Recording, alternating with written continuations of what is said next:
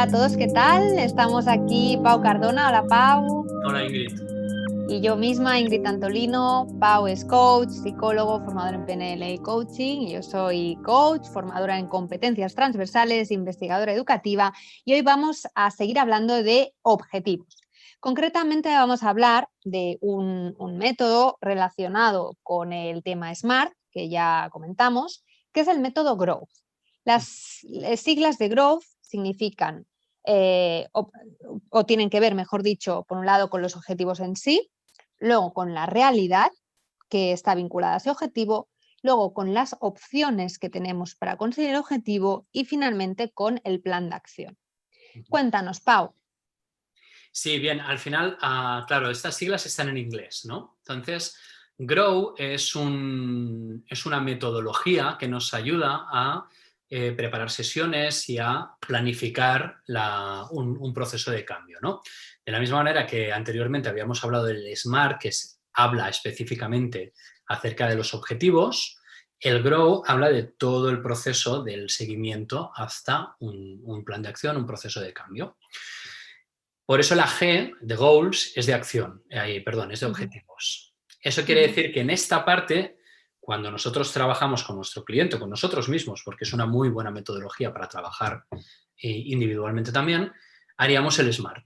Es decir, definimos los objetivos. ¿Qué queremos? Y estos objetivos debemos recordar que sean específicos, medibles, alcanzables, relevantes y con un plazo temporal, ¿no? Es hacer todo ese filtro es cuando trabajamos esa G. Es lo primero que hacemos siempre. Fijar los objetivos, ¿no? Entonces vamos a la realidad. ¿Qué quiere decir la realidad? La situación de la que partimos. Es decir, cuando tú sabes a dónde quieres ir, para saber qué camino tomar, debes saber dónde estar, para trazar una línea recta, digamos, ¿no? Y aquí intervienen diferentes cosas. Primero, saber qué recursos tienes disponibles para poder para poder cumplir con este objetivo o qué recursos quieres aportar a este trabajo. Es decir, podríamos decir que recursos disponibles a nivel de tiempo podrían ser 24 horas al día, pero ¿cuánto podemos realmente dedicarle a esto y cuánto queremos dedicarle a ese objetivo para ser realistas después en el plan de acción que vamos a crear con esto, ¿no?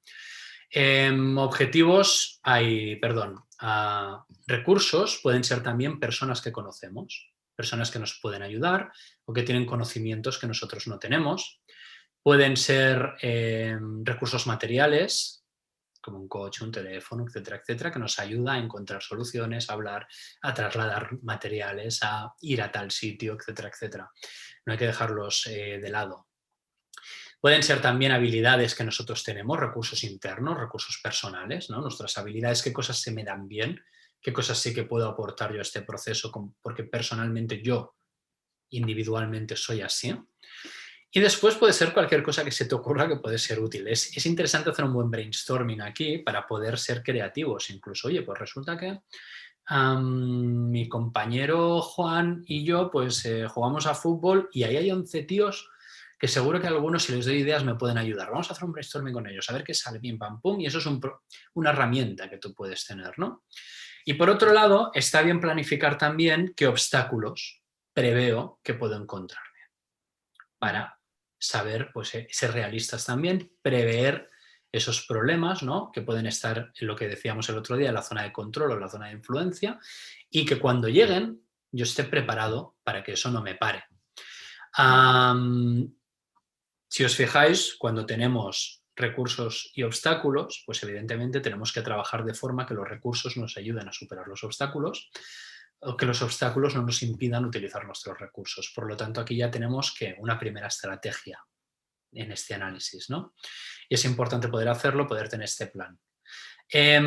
Después vendrían las opciones. Una vez tenemos todo esto, es qué opciones, qué cosas puedo hacer y por qué. A veces las puedo utilizar todas, a veces tengo que seleccionar de las opciones que hay. ¿Qué caminos puedo yo escoger para que estos recursos me permitan superar estos obstáculos y llegar a mi objetivo? O simplemente qué diferentes maneras, qué diferentes approach puedo aportar a esto.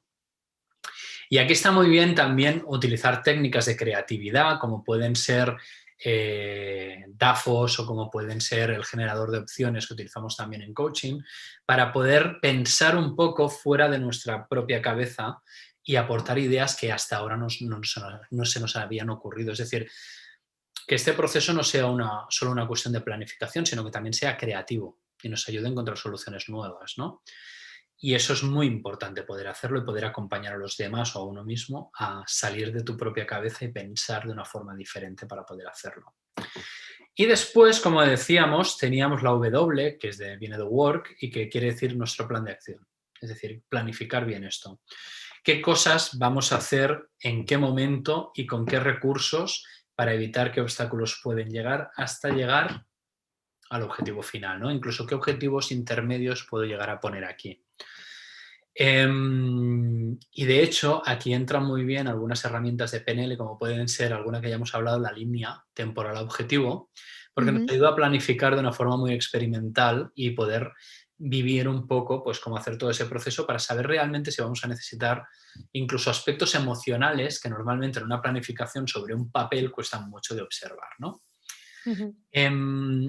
Y este es el procedimiento general, ¿no? Todo esto viene de una persona, uno de los padres del coaching. Tenemos dos, ¿no? Uno es Timothy Galway, que es el creador del juego interior del tenis, que nos habla un poco de cómo gestionar tus aspectos mentales para conseguir objetivos, cómo poder parar según qué diálogos críticos.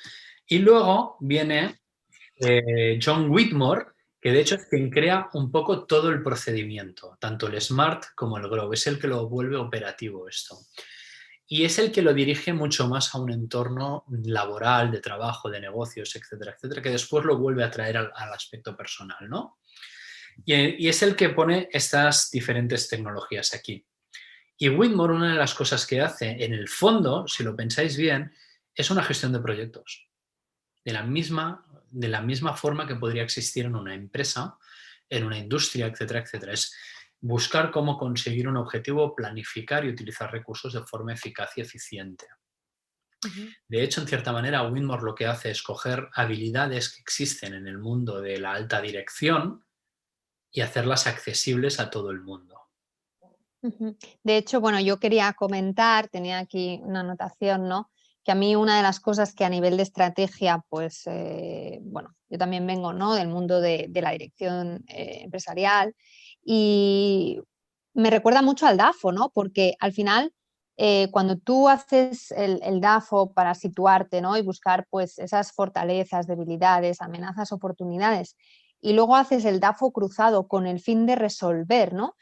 Con esas fortalezas, las debilidades y con esas oportunidades contrarrestar las amenazas, al final lo que estás haciendo es un poco dentro del GROW, ¿no? Ese proceso global de valorar cuál es la realidad, cuáles son las opciones que tienes, ¿no? Y luego pasar a hacer un plan de acción. Sí que es cierto que no es exactamente lo mismo, pero a aquellas personas que les pueda resultar como muy difícil empezar por el GROW, también podrían empezar por un DAFO para situarse y luego entonces con esa información dar un paso más, ¿no? Y hacer el método del GROW. Yo creo que el mundo al final no es tanto de profesional y personal, ¿no? Sino que las mismas técnicas que se utilizan siempre en el ámbito profesional se pueden adaptar a lo personal y al revés, ¿no? Muchas cosas del ámbito personal también son adaptables al mundo profesional. Así que, bueno, yo personalmente que sé, porque lo he experimentado, ¿no? Cuando hicimos el Professional Coach, que esta técnica además se puede ampliar o se puede enriquecer utilizando, ¿no? Pues técnicas de PNL, lo cual aún es más potente. Correcto. Evidentemente en todas estas letras, ¿no? En todas estas G, R, O y W, podemos encabir diferentes técnicas. Por ejemplo, para la R, como tú dices, el DAFO es especialmente útil porque nos ayuda a tener una visión muy completa de la situación y de la realidad en ese caso, ¿no? Sí, de hecho, lo que hace el GROW es un poco ordenar todas estas acciones y todas estas técnicas en una secuencia lógica, ¿no? Empezando por tener un objetivo para dirigir todo el resto y acabando por tener un plan de acción para ser más concretos y poder llevarlo a cabo. Y sobre el tema de programación neurolingüística, hay dos cosas muy interesantes que has dicho. Primero, el tema de la separación esta entre el coaching profesional y el coaching vital, que Estoy muy de acuerdo contigo con que no es tanta. Luego podemos hablar de esto y luego la complementariedad de la PNL y el coaching es muy importante, es potenciar muchísimo estas dos cosas. Entonces, sobre el tema del coaching, vital o ejecutivo, los procedimientos son los mismos. Tenemos un Grow, tenemos un Smart y resulta que lo que cambia en verdad son las situaciones a las que se enfrenta la persona. Por lo tanto, el trabajo del coach debería ser muy parecido y utilizar herramientas parecidas. Y el mundo ejecutivo se beneficia de entender mejor emociones y de entender mejor la vida no laboral de las personas, y el mundo personal también se beneficia de herramientas que están demostradas que son muy eficaces del mundo laboral. Por lo tanto, es muy parecido. De hecho, cuando tú trabajas con un ejecutivo y consigues generar un muy buen rapport, una muy buena confianza, normalmente lo que te das cuenta es que está todo interrelacionado. Es decir, un ejecutivo que está estresado tiene factores en casa que le ayudan o le desayudan. Es decir, si tiene un proyecto muy grande, pero resulta que en su casa, pues el niño, el adolescente está montando pollos o tiene una mala relación con su pareja, esto le impide descansar durante su tiempo libre, le genera preocupaciones y afecta a su vida laboral. De la misma manera, en la vida personal también afecta tu vida laboral, es decir, si no tienes trabajo, no tienes recursos económicos, o si tu vida laboral te consume mucha energía y llegas derrotado a casa, tu vida personal se va a ver afectada. Por lo tanto, no solo es que los procedimientos sean los mismos, es que es difícil separar estas dos cosas porque las personas son las mismas y están interrelacionadas. Entonces, para mí, esta diferencia viene más en una cuestión de especialización del coach, de algunas herramientas específicas, más que no una diferencia real en cuanto al procedimiento. En ese sentido. De hecho, generalmente, cuando tú empiezas un proceso de coaching por un tema, acaban saliendo otros temas. Eso, ¿no? Es por eso yo soy de las que evidentemente pienso que cuanto más recursos tenga un coach, es decir, cuantos más ámbitos, aunque no sea un especialista en todos, pero cuanto más te pueda ayudar a hacer ese 360, ¿no? En tu vida, porque nada está desconectado. Como tú decías, yo puedo ir a un coach porque a lo mejor estoy en un proceso de cambio profesional, pero luego me doy cuenta que cuando empiezo a trabajar ese cambio profesional hay una situación familiar y más allá de esa situación familiar hay una situación personal y esa situación personal está relacionada con otra cosa de familiar, pero a otro nivel. Entonces es todo un entramado, ¿no? de cositas que no es tan fácil desconectar y decir, bueno, hasta aquí es mi vida profesional, hasta aquí es mi vida personal, hasta aquí soy yo. No, esto al final no sucede. Correcto. Y además existe también el tema de valores y creencias, que es importante para mí, que creo, y normalmente esos valores y creencias son transversales alrededor de la vida personal y laboral de la persona. Por lo tanto, también es muy interesante poder evaluar esto de una forma más global que no separada. Sí, sí. Y generalmente además cuando hacemos el Grow y hacemos ese proceso, ¿no? De poner el plan de acción, las opciones, generalmente también acaba saliendo todo ese vínculo, ¿no? De que a lo mejor yo quiero un objetivo profesional, pero cuando voy a ver la realidad tengo que ver cosas personales mías y en las opciones tengo que ver cosas familiares mías, ¿no? Y todo se acaba también ligando en cuanto a cómo tengo que plantearme yo ese plan de acción. Yo soy yo con todos mis ámbitos, ¿no? Incluso pues el ámbito también a veces espiritual, ¿no? En el sentido de que yo puedo tener que resolver una situación laboral que cuando voy a rascar hasta el final resulta que es que yo lo que quiero es vivir una vida con propósito y siento que el trabajo que estoy haciendo no me lleva a eso, ¿no? Entonces, bueno, es un proceso en el que hay que ir descubriendo, sacando información, autoconociéndose, ¿no? Y al final se tarda pues lo que la persona necesite para hacer todo ese proceso, ¿no? Sí, sí, Que sí. normalmente es bastante intenso y bastante profundo. Debería serlo porque ahí entra ese doble beneficio que comentábamos también, ¿no? Es decir, la transformación de la persona durante el proceso, no solo el objetivo, es un beneficio muy importante y que se va a quedar para toda la vida. Y por eso es importante, ¿no? Y un poco respecto al tema de PNL que estábamos diciendo,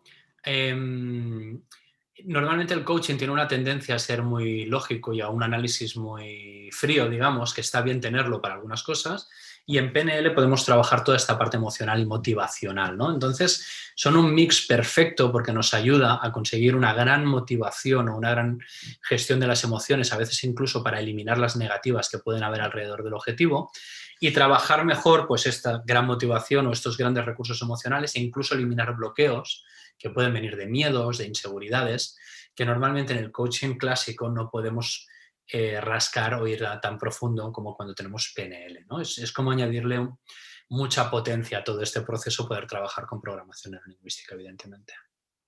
Así es. ¿Un libro que nos quieras recomendar? Pues precisamente el libro en el que John Whitmar explica todo esto, Coaching for Performance, que además lo actualizan, o sea, cada edición va sacando cosas nuevas y que es súper práctico y es muy eficaz para poder aprender todo esto. Pues muy bien, muchas gracias, Pau, por todo lo que has compartido con nosotros. Muchas gracias a todos por escucharnos y hasta el próximo.